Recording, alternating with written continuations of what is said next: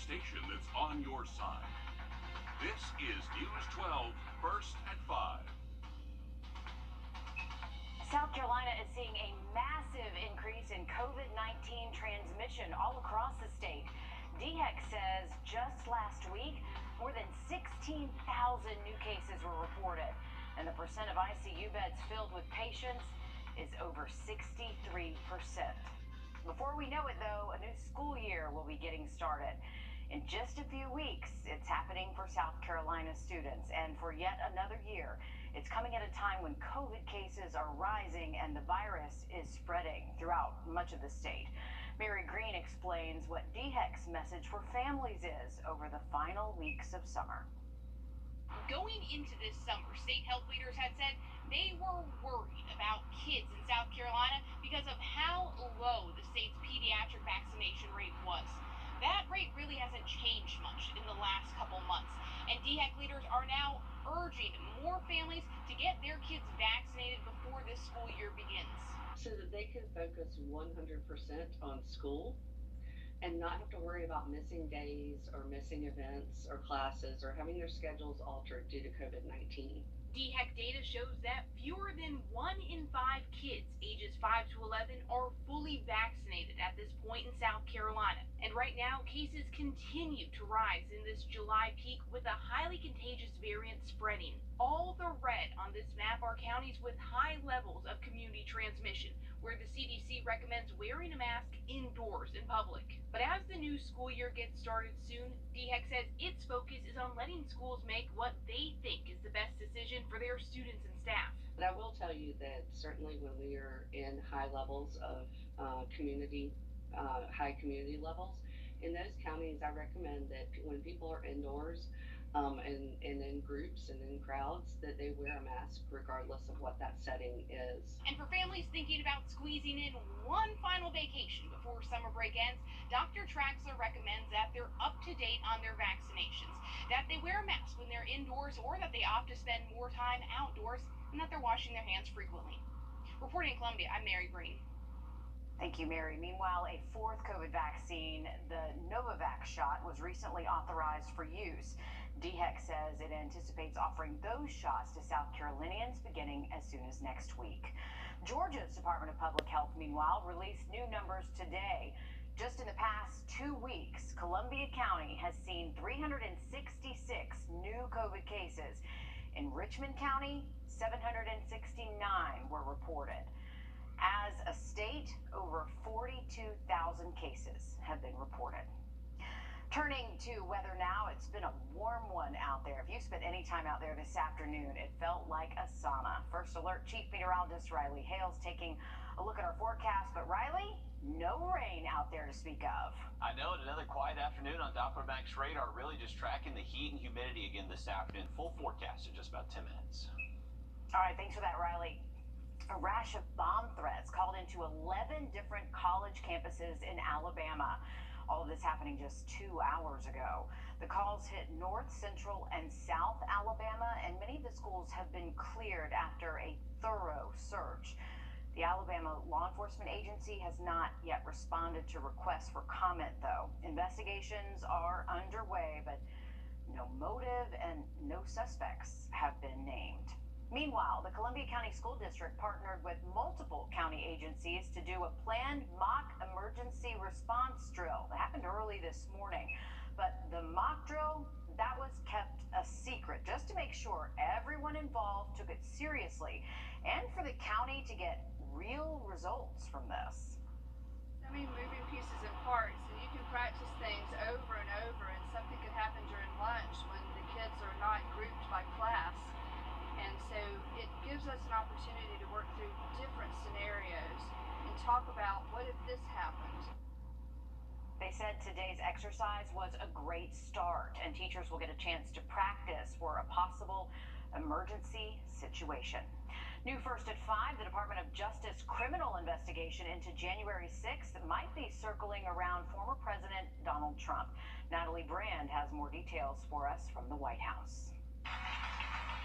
Very corrupt. In his first return to Washington, D.C. since leaving office, former President Donald Trump once again raised false claims about the 2020 election. I ran the first time and I won. Then I ran a second time and I did much better. In a sign the Justice Department probe into the presidential election and January 6th may be widening, CBS News has confirmed federal prosecutors are looking into communications of people close to the former president and his re-election campaign. Witnesses called before a federal grand jury include two former advisors to then Vice President Mike Pence. It's not clear Mr. Trump himself is a target of the investigation, but prosecutors are asking questions related to him and his aides.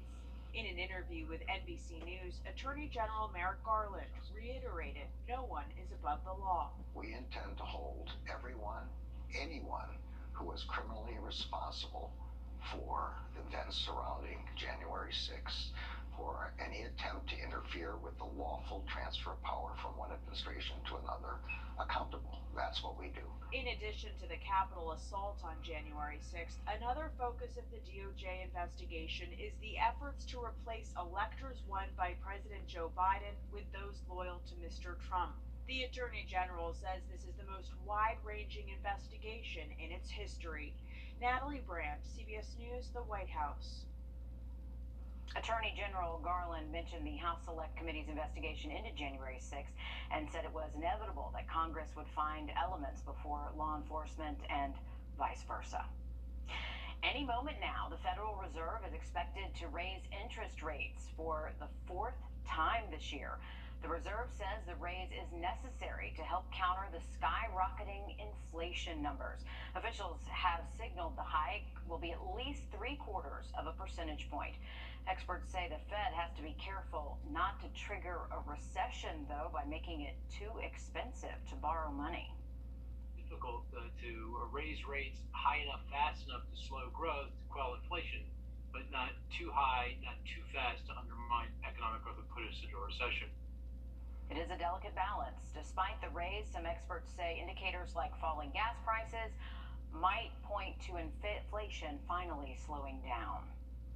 $1.2 billion on the line after no ticket matched last night's Mega Million drawing. The prize is so large, the billboard can't even put 1 billion. All right, this one, it had to stop at, yeah, you saw it. The next drawing will be Friday at 11 p.m. Eastern.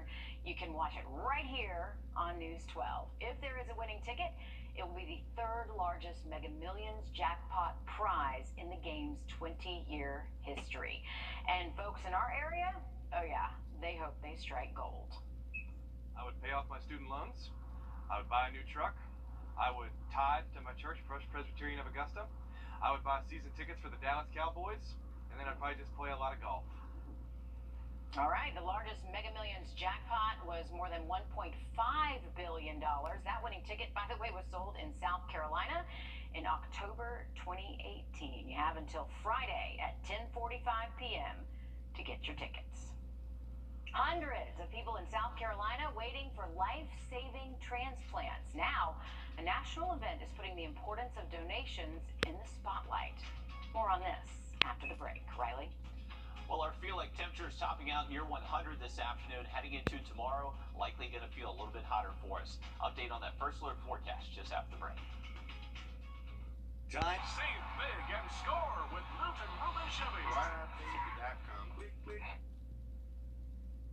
Neighbors in the city of Elgin are getting ready for another town hall tonight to address the streak of earthquakes that has a lot of people living in that town on edge. Last week we told you about a report that could find out why these earthquakes just keep happening there.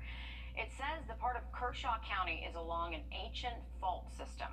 The geologists involved in the study are looking into whether water from the watery river is getting into the cracks in the Earth's crust along that fault system. That's putting pressure on the faults. Big game hunting season starts in September, but hunters can start planning their season adventures now. The Department of Natural Resources in Georgia has just released the 2022-2023 regulation guides. They made the changes to the chronic wasting disease section. Raccoons and possums and sea ducks. Yeah, you can find that link on our website. It is a free publication. And Riley, that did not mean anything to me, but I know that that is important to people who hunt. Absolutely, especially for us here locally. There was a few mentions and some changes to the Bussy Point hunt and drawing for that, and also at Uchee Creek WMA, Clarks Hill WMA has some changes. So just a heads up, especially if you're a local hunter here around the CS, right, there have been some changes to those regulations out there this year. Now, very straight chance for a thunderstorm both Thursday and Friday afternoon. Most of us do look to stay dry, but into the weekend, slightly better rain chances. So plan accordingly if you got outdoor plans Saturday or Sunday. All right, thank you, Riley. More than 100,000 people in America are waiting for a life-saving organ transplant, and more than 1,200 of them live in South Carolina. Every 2 years, organ and tissue donors recipients come together to compete in the Transplant Games. 32 athletes from South Carolina will be there later this week. Zach Proletsky has more on why this is so important. Walking and running was very part of my life, and so to get this second chance, I could barely walk from here to you, and to get this second chance on doing pretty much everything again, it's just, joy. Miran Ivankovic loves to play tennis, but he almost had to put down the tennis racket forever until, thanks to a tissue donor, doctors were able to fix his pelvis and give him 2 hip replacements. Ivankovic will ship out to California later this week to participate in his 4th Transplant Games. It's very emotional for me, actually, because I'm not just... Sports is really secondary, to be honest with you. Similar to the Olympics, the Transplant Games pit teams made up of transplant recipients and living donors against each other. But beyond the sport, the games are about showing people the impact organ and tissue donations have. The best message is how donation saves lives. That message sent at the ping pong table, bowling alley, darts board, and more. It gives all the recipients a chance to be grateful and cherish their second chance at life. They have so much fun meeting friends, and it's just one big happy family. Ivankovic has collected his share of gold medals at the Transplant Games over the years and will compete in swimming, running, and cycling this time around. But it's not the hardware that keeps him coming back, rather the relationships and awareness the Transplant Games bring. The more people know about it, I think the better we'll be in terms of minimizing, let's say, the wait times, at least that. I'd call that a win. The 2022 Transplant Games run from July 29th to August 3rd. Even more back-to-school drives have been announced, so I want to let you know about one tomorrow at Augusta University. Healthy Grandparents Program. They'll be passing out backpacks and supplies to kids in their program. It's from 4 to 6. The Henry Brigham Community Center. That's where that's happening. Don't forget, we've got a whole page dedicated to this on our website, wrdw.com, for all of these drives going on. Are those Facebook gas tips fact or fiction? After the break, we look at popular posts that save you more money. Next. The live ID. Davis Appliance on Deansbridge Road has the best deals in town for any budget. Open box, refurbished, scratch and dent, and new appliances at the lowest prices around. For the top brands at the lowest prices, visit Davis Appliance on Deansbridge Road. Nationwide, gas prices are still about $1.50 or so more than we were paying this time last year. You might be seeing a lot of posts on social media with tips about how to save money on gas, but are those tips accurate? Gary Harper got the answers in this Did You Know? Scrolling through social media and you'll see all kinds of things like selfies, viral videos, and memes. But lately you may have noticed an uptick in posts about gas prices and what you need to do to save at the pump. Posts are going to get a lot of traction now because there's so much interest in trying to save money, making sure you get the most bang for your buck. John Trainer is with AAA, and he says he's seen all kinds of posts offering consumer tips when it comes to gassing up. But are those tips fact or fiction? For instance, you need to gas up early in the morning. John says that's fiction. But it's based on the idea that temperatures are lower at nighttime cooler fuel is going to be denser. Well, fuel tanks are stored in the ground. They're not subject to daily temperature fluctuations because they are underground. So it doesn't really matter when you fill your tank up. The next tip circulating online suggests you should fuel up on the slowest setting on the nozzle. In other words, don't gas up full throttle. Again, John says that's fiction. The reality is fuel is metered at the pump without any aeration. You don't really have to worry about overfilling your gas tank with air or somehow getting less gas. What about gassing up when you're at a half a tank instead of empty, which is another tip going around? It's not really going to have an effect, but the reality is you're going to be paying the same amount whether you wait for it to be all the way to empty or halfway. Once again, that consumer tip is false. And finally, don't fill up if there's a tanker truck at the gas station because it might stir up sediment and get into your vehicle's gas tank. That's false because there are numerous filters before gas even reaches your tank. When you're looking for ways to maybe save money or ways to be safer, and you find something on Facebook, do a little extra checking just to make sure that the information you're reading in a meme or in a post is legitimate. Like anything else, you can't believe everything you read and see on the internet. But if you do see something that kind of piques your interest, always do your research. I'm Gary Harper. I'm Matt Bell with Apollo Cash Offer